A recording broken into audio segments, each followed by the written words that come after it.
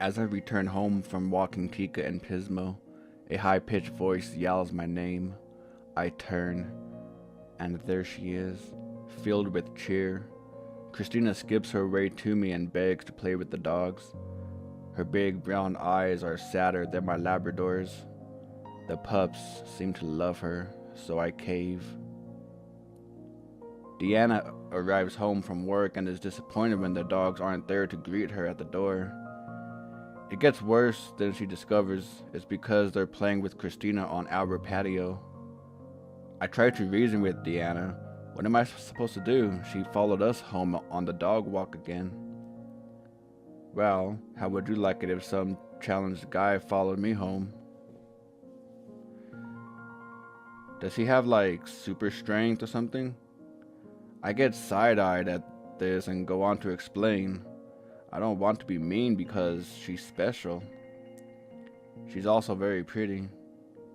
So she's pretty special, I joke. Deanna is not amused. I have to talk with Christina to tell her she can't come over anymore.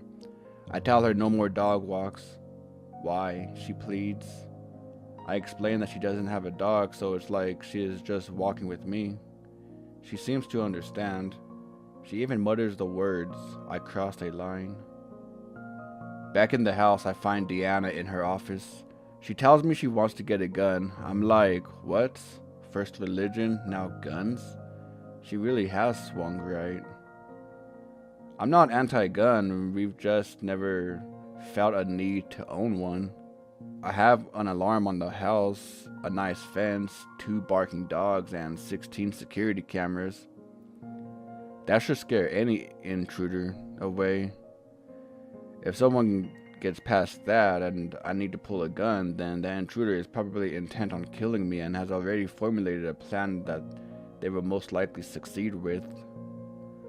Let's face it, I know this is a sad thought, but if someone wants to kill you, they will. A gun will do you no good.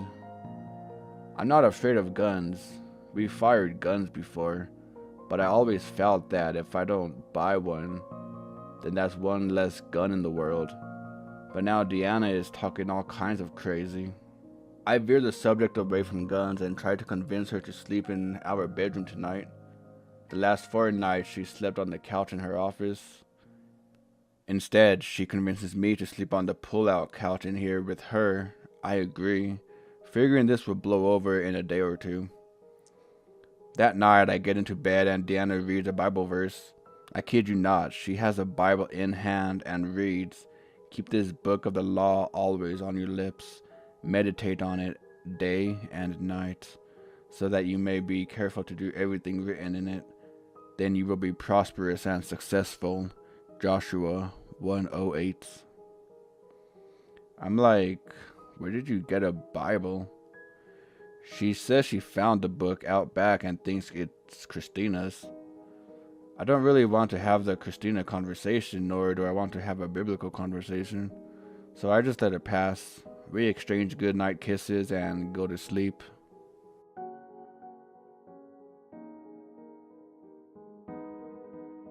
As I write today's journal, I pull up the security footage from last night to transcribe Deanna's Bible quote correctly. I open files, hunting for the right one.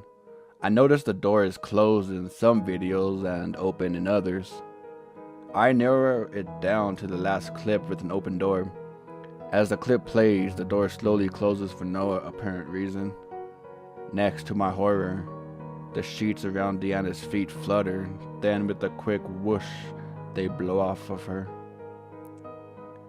Deanna kicks. She sits up, gets out of bed, kneels, and prays over me. I clicked through a bunch of clips and that she prayed for over an hour before finally getting back into bed.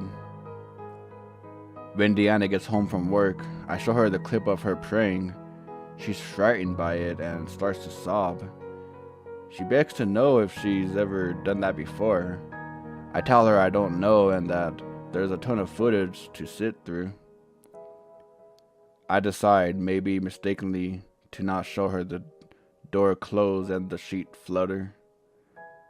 I worry it will only scare her. That night, she popped sleeping pills before bed. Her rationale is that they'll put her into a deep sleep. This way, she won't be able to get up and pray. After struggling to fall asleep myself, I finally nod off, only to be woken by a door slam. I spring up and turn to the closed door. I'm sure it was open when we went to bed. Deanna is still sound asleep and doesn't move. I climb out of the foot of the bed and slowly creep my way to the door. I kneel down to peek through the threshold crack to see if someone is on the other side. I can't make anything out. I stand up and reach for the knob. The door opens on its own. I stop to consider that maybe the latch didn't catch from the slam. Sometimes doors do that, right? I peek out through the open crack, half expecting to see someone standing there. There isn't. I tiptoe out and turn on the hall light. I peer into my office and flip on that light. It's clear. A noise emits from the hall. I follow it, but it subsides. Again, I hear something, this time from the game room. I flick on the light and scan the room. Nothing. I canvass the house room by room. Everything is clear. I find the dogs asleep in our bedroom. They seem safe and happy in there. Why doesn't Deanna? I double check the alarm and make sure the front door is locked. The house is secure. I head back to Deanna's office. She's still sound asleep. I examine the door. It swings freely and appears to be fine. I can't find any reason it would slam. I leave the hall light on and climb back into bed.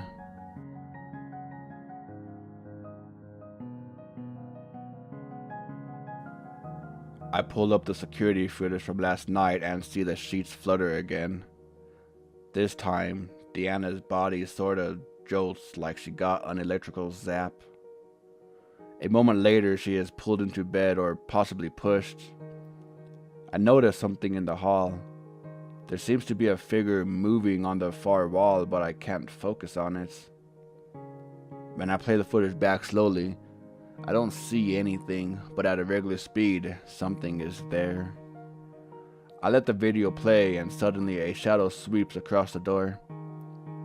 This one is easy to see, even as a still frame. A moment later, the door slams. I scan through the rest of last night's footage, but see nothing else. I don't know how to process this. My mind oscillates between reason and what I'm seeing. Who do I show the video to? The police? The news? My friends? People will assume I faked this. I certainly can't show Deanna. She'll flip out. I decide it's best to first build a case. I need a substantial amount of undeniable proof before I show this stuff around. I have 16 cameras running 24 hours a day for 7 days, which is 2,688 hours of footage to comb through. That's an impossible amount for me to tackle. I decide to back up the last 7 days of surveillance footage to another drive. I drive to my journals and figure I can compile a record of any unusual events. I can use these records to narrow down which surveillance files might be worth examining. Michael arrives and interrupts my hunt. He's here to test out my gimbal. He played with it a bit at the barbecue, and now he's considering purchasing one. I contemplate showing him the footage. Surely he'll believe me, but then shouldn't I have believed Deanna? First, I test the waters and ask if he believes in God. He doesn't. He says he's unconvinced. I expected this, as we had this conversation years ago, and since that time, neither of us have been particularly religious. However, Michael became an online ordained reverend and has performed a few wedding ceremonies for his friends. Thus, I wasn't sure if his views changed. He did say he thought God was an unfalsifiable hypothesis and compared him to Santa Claus. I don't know what that means, but I'm pretty sure I don't want to show him the footage yet. At least not until I get a better understanding of how to explain things. We head out to the parking lot so he can run around and with his gimbal and test its smoothness. The gardener's truck is there, and I can hear Juan's blower polluting the air with noise. Thankfully, we aren't testing any audio equipment. Michael runs through the open gate towards the pool. He goes around the pool and onto our wooden deck, which overlooks the dry Los Angeles River below. He yells for me. "Come quick, the gardener has fallen off the deck." Alarmed, I sprint. Michael is already at the bottom of the hill by the time I begin my descent. The wooden deck rail is broken and partially hanging off. It's probably a 15-foot fall to where Juan has landed. I climb down to find Juan unconscious on his back. He might have hit his head on a paver stone, but there's no blood. I grab Juan's chest and shake him. I think he's alive. I hope he's alive. I need him to be alive. I realize I ran down with the iced coffee in hand. I quickly pop the lid off and throw it in Juan's face. The coffee flows up his nose, causing him to choke to consciousness. I grab his head to cradle him and finally exhale a sigh of relief. After a few minutes, Juan sits up. Michael runs to fetch him water while I stay behind. His English is broken, but he explains he was blowing the deck when he leaned back and fell. He blames himself. I'm confused as the deck has plenty of nails holding it together. It's never been flimsy before. I offer to take him to the hospital. He refuses. I offer again. He says no, call his brother. I take his phone and call. He speaks to his brother in Spanish. It sounds like they argue. Juan hangs up. I ask if everything is okay. He nods, then stands up, but quickly gets woozy and slumps back down. I catch him and ease him back to the dirt. He laughs embarrassingly. Michael gets back with water and Gatorade. Juan drinks up and rests. We sit and rehash the events that just transpired as if we're telling old war stories. After a while, Juan stands again. He's fine now. He stretches. Michael and I exchange looks. Should we take him to the hospital? At that moment, his brother, Cruz, appears at the top of the deck, looking down. Spanish is exchanged again, along with a chuckle. Juan translates. He says Cruz is asking why he broke the deck and says Juan will have to pay for it. I shake my head no and assure them everything is fine. Cruz chuckles. It seems like it was just fun brotherly harassment. We get Juan back to his truck. Both he and his brother insist everything is okay. They will be okay. Surprisingly, Juan does look okay. I tell them both to call me if they need anything, and they leave.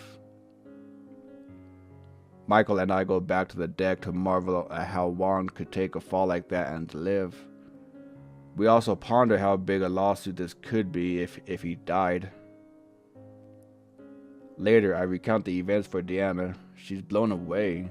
I offhandedly remark, "Thank God he's going to be okay."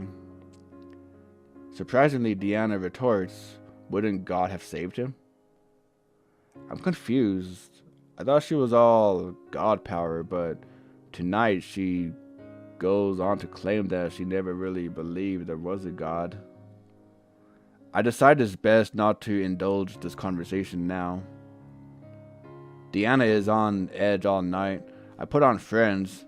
The show always seems to cheer her up. Tonight it doesn't. I know she's angry, but I can't actually point to a single thing, and if I do, it'll just spark a fight, which seems is what she wants. We sleep in her office again. I get the cold shoulder as she rolls away from me without so much as a kiss. I wish her good night, and she does reciprocate, so maybe all isn't lost. I lie there awake and listen to the silence. I focus on Deanna, the gentle rise and fall of her back, up and down, up and down. She is out. I contemplate staying up all night to comb through the security footage. I think about the shadow. I keep watching the door, wondering if it will appear. I think about Juan. I hope he's okay. At some point I nod off, but suddenly I'm jarred awake. Deanna gasps for air as if she just broke free from drowning. I'm dazed. My eyes are heavy and won't open. Is this a dream? Is everything a dream? I ask if she's okay, but I'm also not sure if asking is a dream. I manage to pry open my eyes. My head clears as I see Deanna exit the room. She hobbles like Frankenstein's monster. I get up to follow her. I call out her name. She doesn't answer. I'm getting creeped out. I follow her into the dark hall and switch on the light. She hobbles down the hall towards the foyer. I wave my hand in front of her with no reaction. Her eyes are open, but she doesn't see me. She is sleepwalking. I have never seen this in my life. I always thought this was a Hollywood gimmick, but here she is, hobbling around the house, eyes open and unconscious. I stay near her in case she falls or collapses. I wonder, do sleepwalkers collapse? Deanna approaches the alarm panel and keys in the disarm code. Maybe she's messing with me. Sleepwalking is one thing, but how is she conscious enough to key in the code? She turns and hobbles back down the hall. I reset the alarm and follow her. She heads to the game room sliding glass door. I grab the door handle to stop her from opening the slider. She hobbles right into the glass. Not hard. Not like she could break it. It's a slow hobble into the door, as if she was going to pass through it, but instead the glass blocks her. She tries repeatedly like a wind-up toy, banging her head on the door with a light thud. I always heard you shouldn't mess with a sleepwalker, but I place my hand between her head and the glass. I reach for her shoulder and nudge her. She is receptive to my guidance. I lead her back to her office. I get her to sit on the bed and lean her over to lie down. I gather the covers when suddenly she wakes. She screams. I scream and jump back. At that moment, the alarms sound. I look at Deanna. She's confused. I'm confused. The alarm is blaring. I head out of the room to the alarm panel. I key in the disarm code. The display shows game room slider as default. I rush back to the game room and the slider is open a good 3 feet. I get angry. I don't know why. I'm mad the door is open since it shouldn't be. I close the slider and make sure it's locked. I turn on all the lights in the house and reset the alarm. I canvass the house, room by room, and I look in each closet. The dogs hibernate in our bedroom. They don't seem to want to leave that room. I find nothing. Deanna falls back to sleep. I stay up and watch Friends all night. When the sun rises, I finally pass out.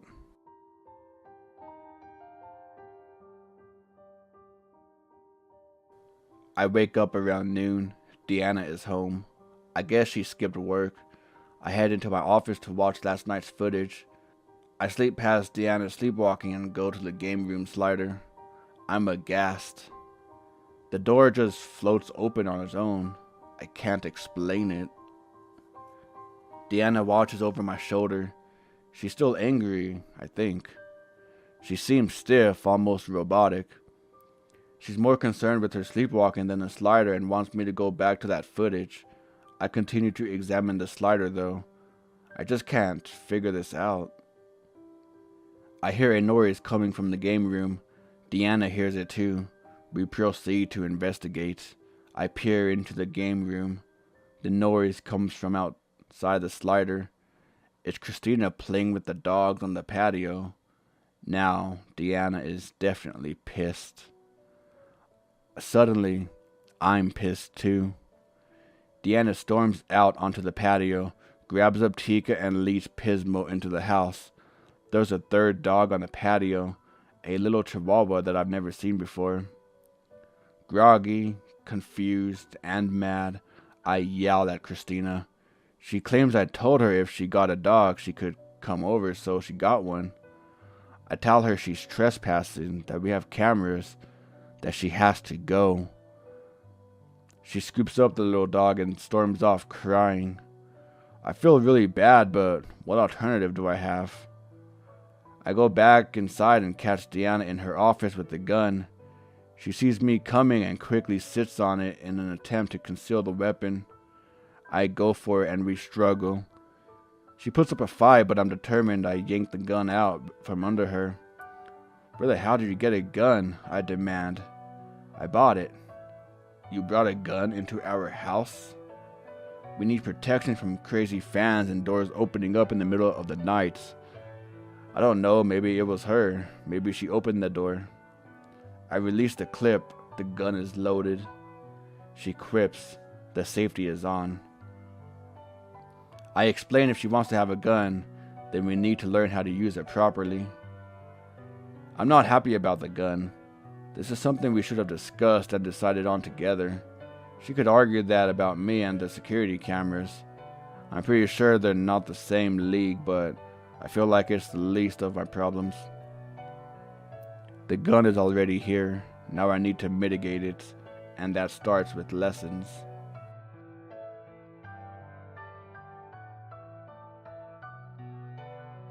Today we meet our friend Wes at the shooting range. He is very proficient with guns and gives us the basic safety course. We shoot off a bunch of rounds. Deanna seems elated to be firing the gun. This isn't the first time we fired guns. Last time was when she was hired at the zoo. We rented a gun at a range and shot targets.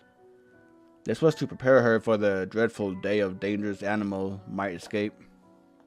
Today she's like a kid with a shiny new toy.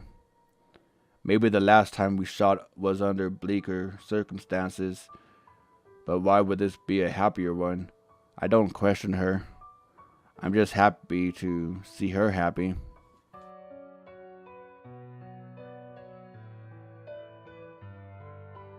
It's a beautiful day. The pool is 88 degrees. The weather is about 78, which is nice. But it makes you want to stay under the water, allowing it to swallow you like a cozy blanket. We frolic in the pool, tossing the ball for the dogs and grill up some food. We even dine Italian Apervito style with salami and wine as we watch the sunset.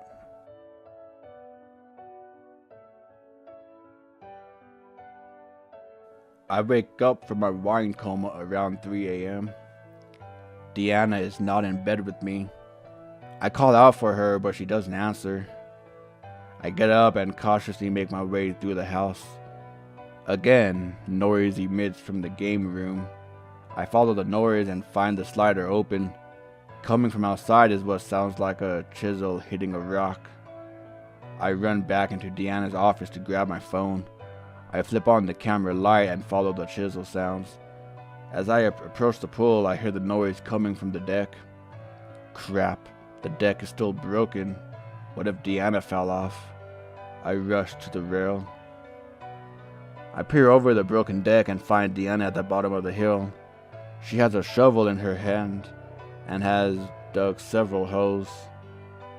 I call out to her. She doesn't react.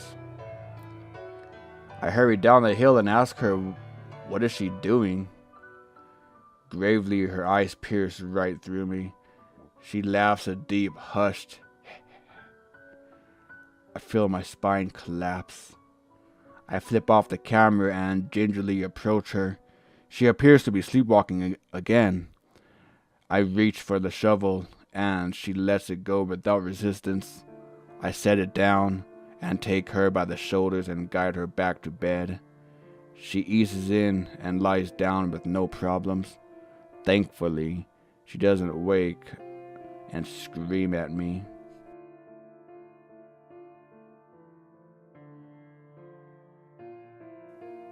Deanna has no recollection of digging last night. She denies it and claims I'm messing with her. I show her the footage and she insists it's not real. I assure her the video is not fake. She begins clicking around and opening the backed up surveillance footage on the computer. I decide that between Juan's fall and Deanna's digging that I should move a couple of wireless security cameras down to the bottom of the hill. While tackling the job, I pass by my office a few times to grab tools, and occasionally I pop in to check the camera feed. I wonder when Deanna will come across the sheet flutter or the shadow footage. She remains focused on the computer, poking through clips. She stops me to ask a question. I'm expecting to have a conversation over the unexplainable footage, but instead she asks me about the file name. I explained to her that I had turned off the ugly on-screen security date and file stamp that superimposes into the camera footage. I wanted a cleaner, timeless video file to use in vlogs. On-screen stamps aren't necessary anyways because the system names the recorded files with a timestamp. For example, CH15-1014800_011059. CH15 is channel 15 or camera 15. -1014 is October 14th. -010800_011059 is the recorded time from 1:08 a.m. to 1:10 and 59 seconds. The DVR breaks files into 3-minute chunks. Deanna has the footage from the ceiling fan fall and her praying on the computer. She points out that both of these clips happened on different days, but in the same 010800_011059 time slot. I tease her about it being creepy and that we should have an exorcism at 1:08 a.m. I even invoke a Jim Carrey impression from Ace Ventura that we should exorcise the demons. Deanna is against it, but I lose myself in what was supposed to be a light-hearted joke. I sort of feel like I want to challenge faith. The shadow, the sheets, doors, cups, and Deanna's moods. Is there a reason for it? Is it real? I want proof or no proof. I'm in this weird borderline. I wonder if I give in to Deanna's belief and commit that maybe we can finally put this stuff to rest.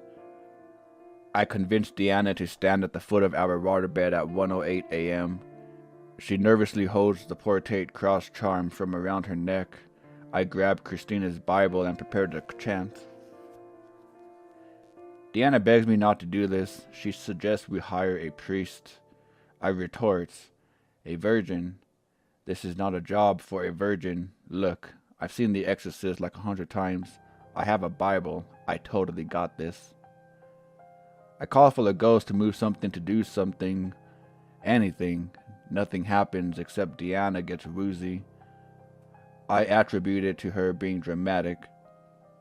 I demand the ghost move the door. Deanna claims something is there. I seize that moment and begin the chant from The Exorcist. I cast you out, ghostly spirit, in the name of our Lord Jesus Christ. It is He who commands you, be gone from this house.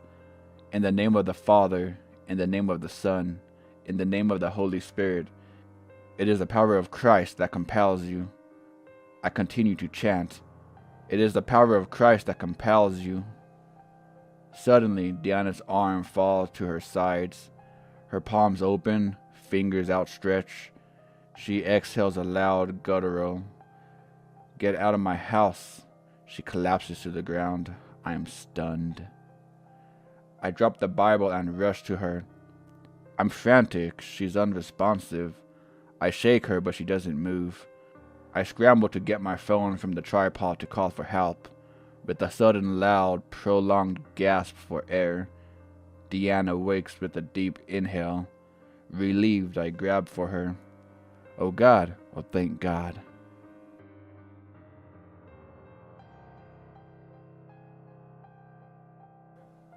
I visit the Los Angeles County Registrar Recorder Office to do a property search.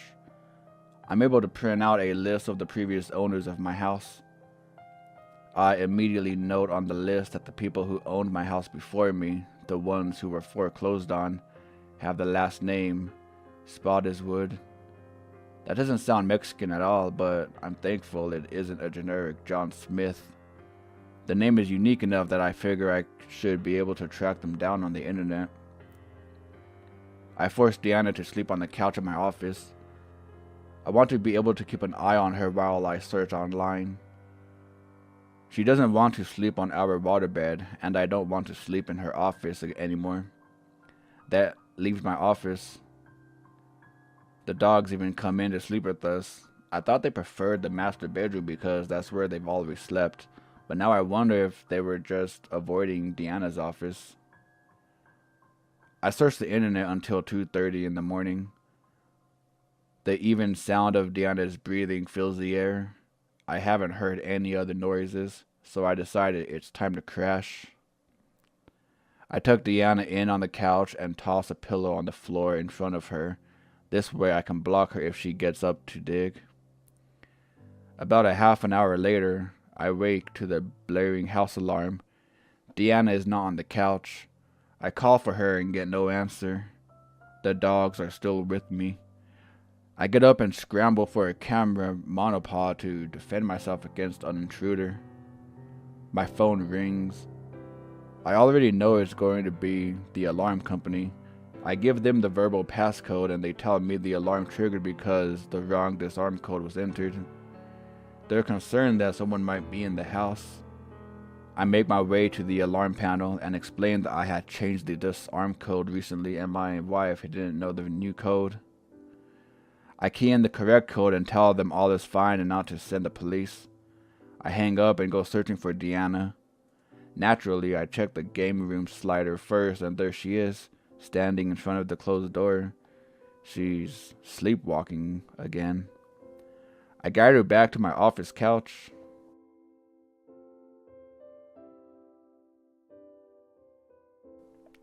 Jackpot! I finally tracked down a work address and phone number for Mr. Steve Spottiswood. I'm going to pay him a visit tomorrow. Over the last several days, I've really been editing my journals to assemble a clear record of the events. I've been able to cross-reference emails with photo dates and times on my phone to reconstruct a clearer picture of what's transpired. I've also been backing up the security drivers and gathering the footage on a timeline. Deanna is right. Things seem to happen at 8, after 1 in the morning. I still have a bunch of footage to sift through, but what I've seen so far makes me think I might be able to assemble all this into a comprehensive documentary.